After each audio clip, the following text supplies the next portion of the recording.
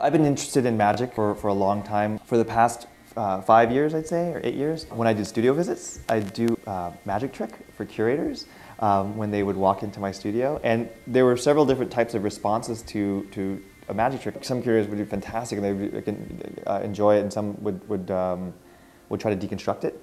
And it was very interesting to me to see like the mindset of people walking in, approaching my work.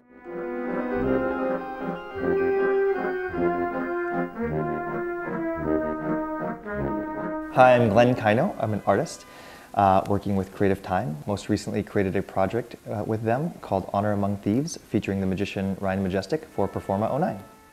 So what happens in the course of the show, a magician walks on stage and does the same trick to every member of the audience until a certain point. That trick happens to be a sort of mentalist card trick where the magician comes up and asks someone a couple of questions, then asks them to pick a card, and it turns out that the card that the audience member picks is already turned upside down in the deck that the magician has picked out for the audience member. He gets it right, it's a fantastic effect. The spectator gets the deck, the piece resets, meaning the magician starts from the beginning with the next audience member. The magician is completely ignorant to what just happened. The key of the piece was that it was a hard reset, meaning that as much as possible, the performative momentum stops and then starts again with only the audience understanding what they've seen collectively.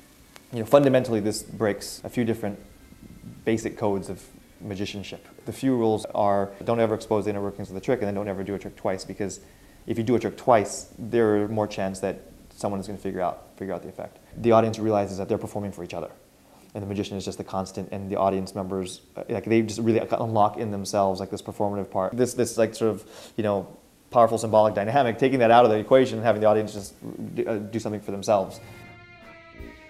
I like to say it's sort of, by watching it over and over, as a minimalist gesture, it's sort of like onion skinning, the animation and noticing the nuance and the difference. Unlike in a sculptural practice or whatnot, you can't walk around a performance in the round, let's say, and sort of notice nuance or spend time meditating with it because it's ephemeral, it happens and it's done.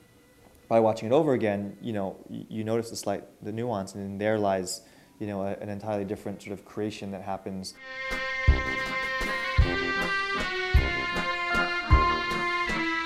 Starting with some ideas about stressing the social contract, identifying situations and locuses of power, which is also in terms of just the performances on stage, and sort of I think what we saw when the performance happened, identifying and sort of reacting to different components and representations of that.